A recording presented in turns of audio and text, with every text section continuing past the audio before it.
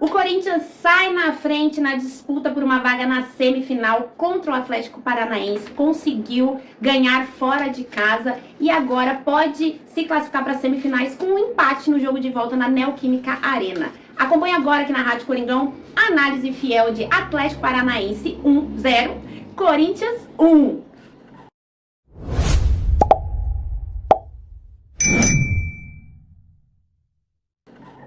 Eu dando um golzinho aí pro Atlético Paranaense que nem existiu. Existiu, mas foi cancelado. Fato é que o Corinthians conseguiu construir essa vitória de 1-0 e vem com a vantagem para o jogo de volta que vai acontecer só no dia 10 de setembro. O Corinthians vai ter aí um tempo para se preparar para esse jogo de volta. Com certeza vai estar ali numa Neoquímica Arena lotada. E o Corinthians tem grandes chances de se classificar pelo 4º ano consecutivo para as semifinais da Copa do Brasil. O Corinthians está cada vez mais sendo muito forte na Copa do Brasil. E quanto mais você disputa, quanto mais você vai chegando nas fases decisivas, avançando, mais perto você está de conseguir ser campeão, né? Vai batendo na trave ali, uma hora ou outra essa bola entra e a gente espera que seja esse ano.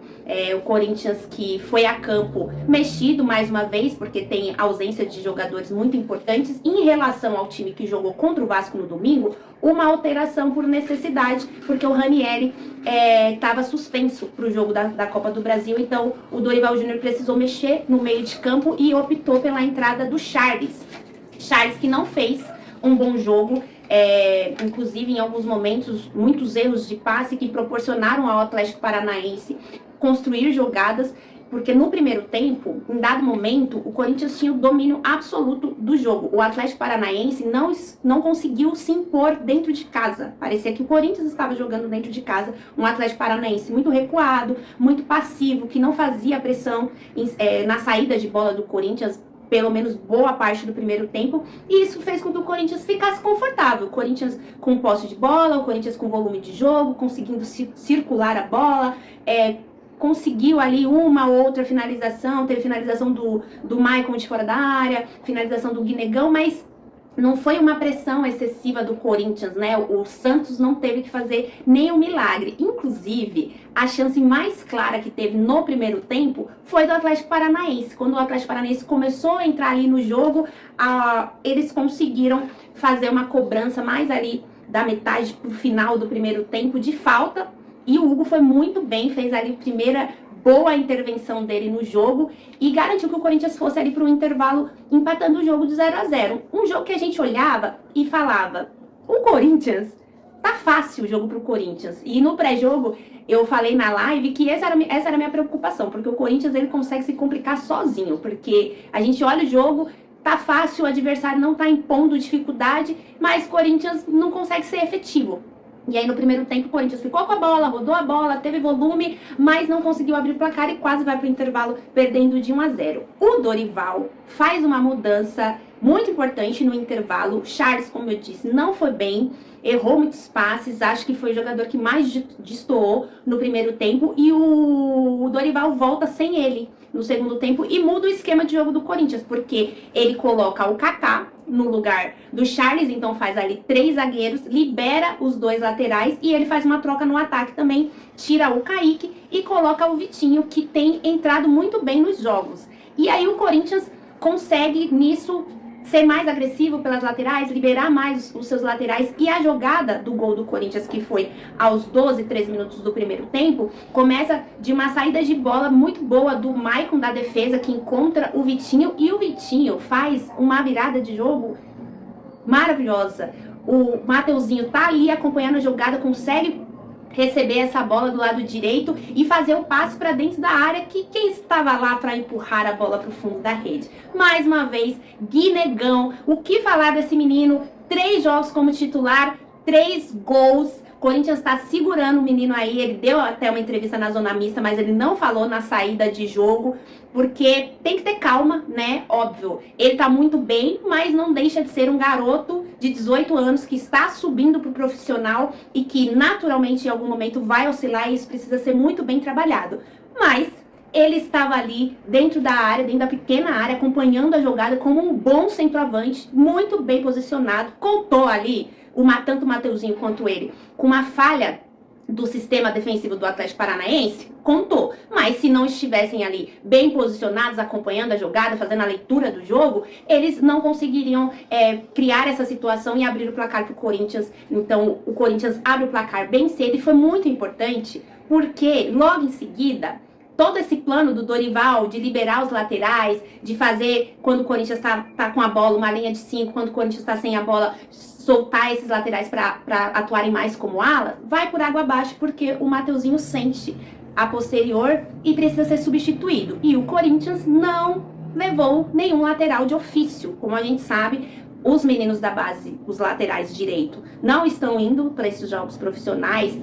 Tem o Jacaré, tem o Gabriel Caipira, que já figuraram ao longo desse ano, em algum momento, no banco de reserva. O Jacaré, inclusive, eu tenho muitos questionamentos, porque esse menino não jogou de novo, porque pra mim, inclusive acho que foi o jogo contra o Novo Horizontino que ele fez muito bem, jogou muito bem, não apareceu mais, e o Corinthians, com a liberação do Léo Maná, que teoricamente era o lateral direito, o substituto imediato do Mateuzinho, tá indo vários jogos sem um lateral direito no banco de reserva. E mais uma vez, como foi no domingo, o Mateuzinho sai e entra o Félix Torres. E o Félix Torres é aquela coisa, né? A gente morre de medo dele complicar o time ali do Corinthians, dele dificultar, porque ele tá jogando numa posição que não é a dele, fez alguns bons jogos ali improvisados, mas acho muito arriscado apostar num jogador que não é jogador de ofício. Não é possível que não tenha um menino da base que consiga entrar num sistema defensivo que já está mais solidificado. Porque se fosse lá no começo do ano, que o Corinthians estava uma bagunça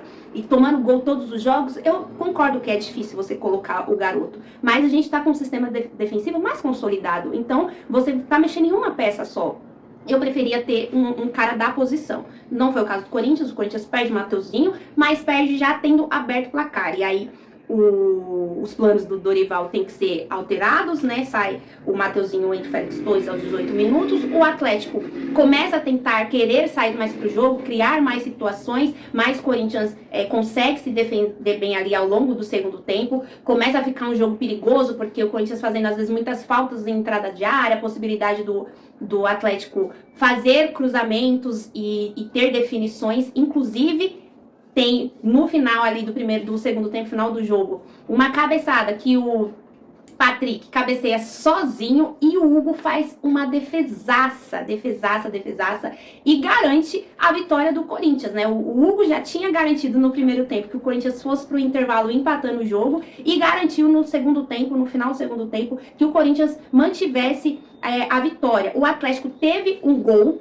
chegou ao empate numa jogada pelo lado direito, conseguiu empatar o jogo, mas o jogador do Atlético Paranaense cai no chão e põe a mão na bola, de fato, e o gol foi muito bem anulado. O Wilton Pereira Sampaio foi chamado pelo VAR e anulou o gol, então o Corinthians levou uns sustinhos ali no segundo tempo, mas conseguiu garantir essa vitória. E claro, destaque muito para o Guinegão, que garantiu lá na frente, fez o gol, a oportunidade que teve cara a cara, fez o gol. E o Hugo garantiu lá atrás, fazendo defesas muito importantes. Então o Corinthians fica agora com essa vantagem. Tem um jogo de volta que vai ser no retorno da data FIFA. O Hugo foi convocado pela seleção. O jogo da seleção brasileira é no dia 9. Este jogo da Copa do Brasil seria dia 11. Foi alterado para o dia 10. Mas o Hugo disse na zona mista que ele vai para o jogo, que já está sendo estudado aí a logística para que ele, jogando ou não jogando pela seleção, esteja presente nesse jogo de quarta-feira.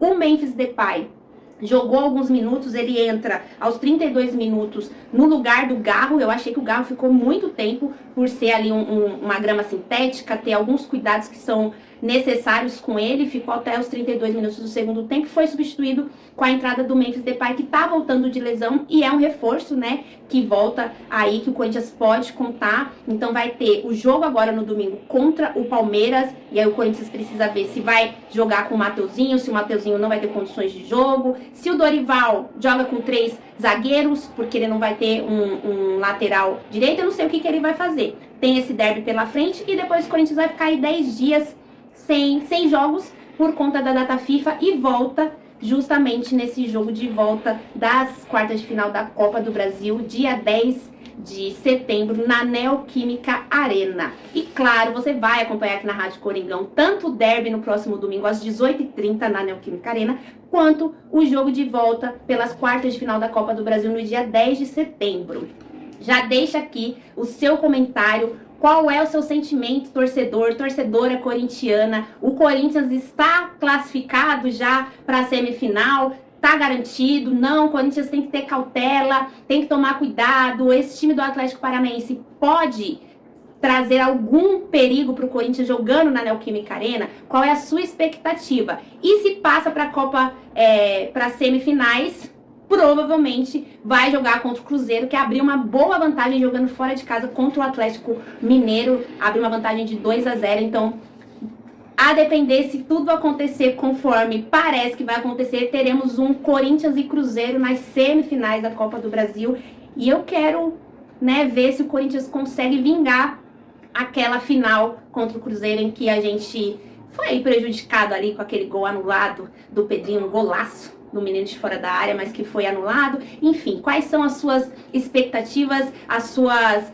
perspectivas para esse restante aí de temporada do Corinthians? Dorival parece que tá dando jeito, conseguiu soluções aí no momento mais difícil do Corinthians, com mais ausências, ele parece estar conseguindo encaixar o time. Deixa aqui seu comentário, deixe seu like, compartilhe o nosso conteúdo e eu vejo vocês na próxima análise fiel. É isso, fiel torcida. Vai, Corinthians!